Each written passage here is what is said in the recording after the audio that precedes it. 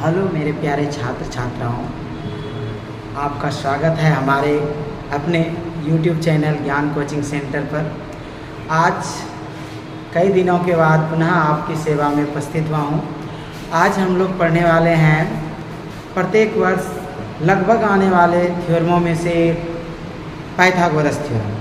Pythagoras theorem क्या कहता है और पाइथागोरस थ्योरम को कैसे प्रूव किया जाता है, हम लोग 7 क्लास से ही पढ़ते आ रहे हैं, 6-7 से ही, कि बड़ी भुजा का कोई समकोण त्रिभुज अगर है तो उसमें बड़ी भुजा का वर्ग यानी दोनों भुजाओं के वर्गों के योग के बराबर होता है। आज उन चीज़ों को हमने प्रूव करूँगा कि कैसे बड़ी भुजा का वर्ग यानी दोनों भुजाओं के वर्गों के योग के बराबर होता है। मैंने आपके सामने क्वेश्चन लिख दिया है। कथन क्या कहता पाइथागोरस का? पाइथागोरस एक गणितज्ञ था, उसका कहना था कि जो है अगर कोई त्रिभुज है और उसमें कोई एक कोण 90 डिग्री है, ठीक है, अर्थात कोई समकोण त्रिभुज है, तो समकोण त्रिभुज में बड़ी भुजा का जो वर्ग होगा वो अन्य दोनों भुजाओं के वर्गों के योग के बराबर होता है। तो यही कहना था इसका कि किसी समकोण त्रिभुज में बड़ी भुजा का वर्ग अन्य दोनों भुजाओं के वर्गों के बराबर होता है। बड़ी भुजा कौन होता है? कर्ण, अर्थात कर्ण का वर्ग। अन्य दोनों भुजा कौन कौन बचा? लंब और आधार। तो कर्ण का वर्ग,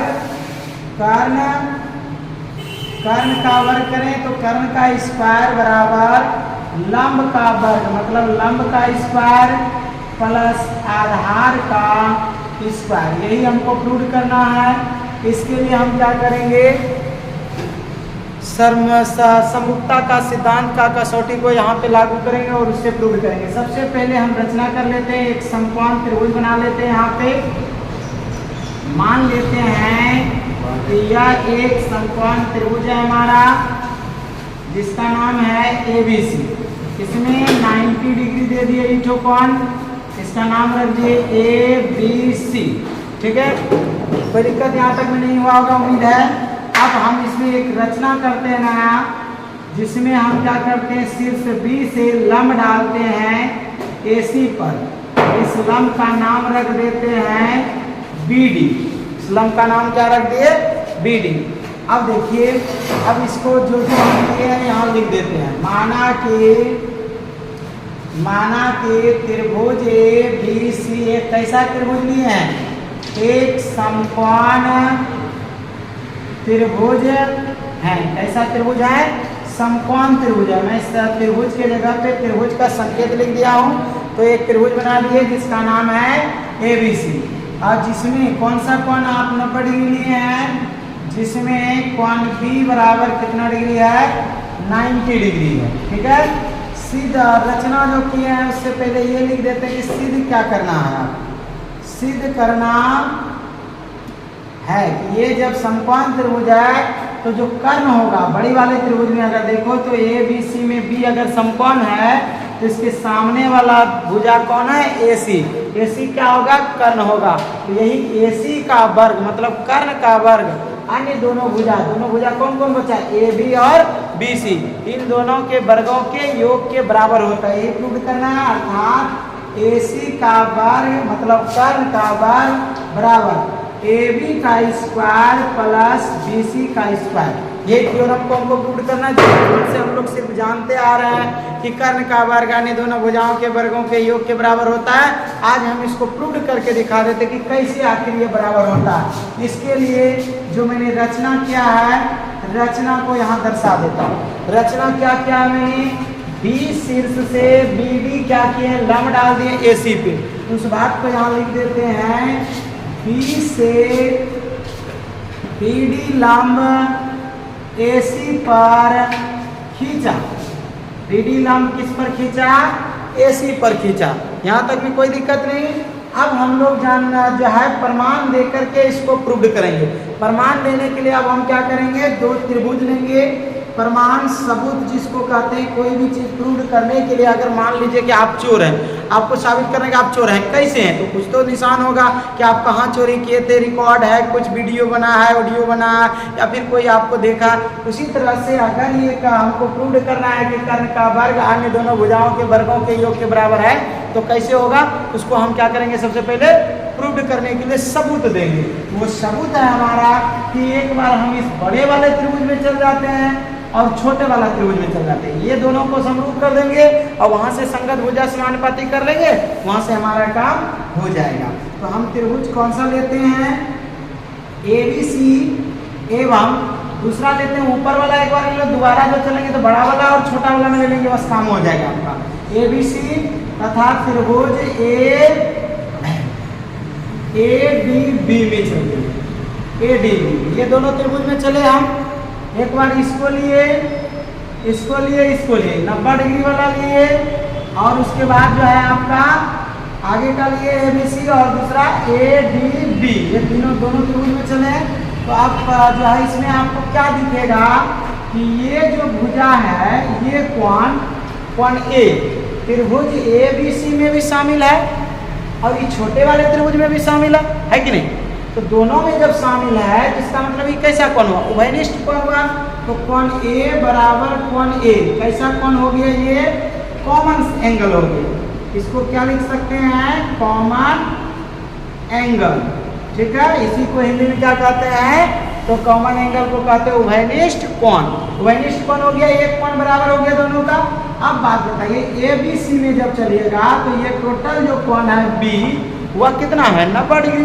और जब ये छोटका में चलिएगा तो छोटका का ई जो कितना डिग्री है, 90 डिग्री है। इसका मतलब फिर दूसरा कोण भी दोनों का क्या हो गया, बराबर हो गया। तो कौन सा, अगर बड़े वाला के लिए लिखेंगे इसको हम दूसरे तरीके से भी लिख सकते हैं। अगर बड़े वाला के लिए लिखते तो BAC लिख सकते थे, और छोटका के लिए लिखते तो DAC लिख सकते थे, ऐसे भी लिख सकते थे। और इसमें अगर कोण B दर्शाते हैं तो ये टोटल आ जाएगा कोण B इसका, या B को टोटली तरीके से लिखो तो क्या लिखोगे, ABC, अच्छा से लिखा गया ABC इसका 90 है। और ये भी क्या है, 90 है, छोटा है क्योंकि लंब डाले हैं, इसलिए ADB क्या हो गया, ADB ये दोनों 90 हो गया, ठीक है। ये क्या है, क्यों हुआ ऐसा, ये तो आपका प्रश्न में, प्रश्न से एवं कहाँ से, रचना से। क्यों लिखे प्रश्न से एवं रचना से, क्योंकि ये तो 90 डिग्री प्रश्न में दिया था, ये तो 90 डिग्री हम ये रेखा लंब ही खींचे थे इसलिए आया। इसलिए दो कोण हमारा क्या हुआ, बराबर हो गया। चाहो तो एक और चीज पे नजर दौड़ा तो ये भुजा जो आपको दिखेगा ये बड़े वाले त्रिभुज में भी मिल जाएगा और छोटे वाले त्रिभुज में भी मिलेगा। अब देखिए ये बड़े वाला के लिए ये भी भुजा काम कर रहा है कि नहीं, और छोटका में जाइए 90 डिग्री के सम्मुख भुजा जो कर्ण केंद्र कार्य करे छोटका के लिए, इसका मतलब बड़े वाला त्रिभुज में भी भुजा है और छोटे वाला में भी भुजा है। इसका मतलब AB बराबर AB, ये कौन सा भुजा हुआ भाई, ये भी तुम्हारा जो है कॉमन साइड हो गया, मतलब उभयनिष्ठ भुजा जिसको कहते हैं कॉमन साइड। दो कोण बराबर हो जाए और एक भुजा बराबर हो जाए, मान लीजिए कि दो कोण ही बराबर हुआ तो तीसरा कोण तो अपने आप बराबर होगा, तो ए समरूपता लग गया वहां से। या तो कह सकते हैं कि दो कोण बराबर हुआ, एक भुजा भी बराबर हुआ, तो इसका मतलब ASA नियम लागू हो गया। ASA नियम से भी क्या हो जाएगा, समरूप हो जाएगा। यहाँ पे हम लिख भी सकते हैं, कौन सा नियम भी लिख सकते हैं, ए समरूपता भी लिख सकते हैं, क्योंकि दो कोण बराबर है, एक भुजा भी बराबर है। ASA नियम से कह सकते हो या AA नियम से भी कह सकते हो। AA समरूपता दोनों में से कोनो लिख सकते हैं, क्योंकि दो कोण बराबर हुआ तो AA समरूपता भी आ सकता है, दो कोण एक भुजा बराबर हुआ तो ASA नियम से भी हो सकता है। AA समरूपता से क्या हो गया, त्रिभुज कौन सा हमारा, त्रिभुज ABC, या समरूप किसके आ गए, त्रिभुज ADB की। जब दो त्रिभुज समरूप रहे तो संगत भुजा क्या होते हैं, समानुपाती। बड़े वाले त्रिभुज का हम दो भुजा लेते हैं, बड़े वाले भुजा त्रिभुज का लेते हैं AB भुजा लंब, और बड़े वाले का कर्ण। लंब और कर्ण को अगर इसको बटेंगे करेंगे तो उसका भी लंब और कर्ण बटे होगा, छोटा वाला का भी। इसका लंब बना दिए AB है और कर्ण कौन है, AC है। ये किसके बराबर हो जाएगा, छोटे वाले का लंब। छोटे वाले का लंब कौन होगा, 90 डिग्री जिस पर खड़ा है, AB पर खड़ा है, ये लंब हो गया। और कर्ण कौन हो गया, 90 डिग्री के सम्मुख भुजा AB। अब आप इसको थोड़ा सा आगे बढ़ा दीजिए तो क्रॉस मल्टीप्लाई कीजिए, ये समरूपता के नियम से संगत भुजा समानुपाती कर दिए। कहोगे सर आप तीसरा भुजा कहाँ लिए, आप दो भुजा से ही मेरा प्रूव हो रहा है, तीसरा नहीं मिलेंगे, तीनों तो बराबर ही होता, दो तो ले लिए, उसी से काम चल जाएगा मेरा। तो AB गुना AB क्या हो जाएगा, AB का स्क्वायर हो जाएगा और AC गुना AD इधर आ जाएगा, AC गुना AD। ये दिमाग में खोज लीजिए, पहला इक्वेशन बन गया, अर्थात AB का स्क्वायर मेरा आ गया। अब बचा कौन? BC का स्क्वायर। जैसे BC का स्क्वायर आ जाएगा, AB का स्क्वायर आ जाएगा, दोनों को जोड़ देंगे, बस AB का स्क्वायर प्लस BC का स्क्वायर पूछ जाएगा। इस तरह से काम हो जाएगा। तो अब हम क्या करेंगे, इतना तो थोड़ा फिर से मिटाना पड़ेगा क्योंकि जगह नहीं है मेरे पास, इसलिए मिटा रहे हैं। उम्मीद है कि आप लिख लिए होंगे या समझ भी गए होंगे। थोड़ा मिटाते हैं।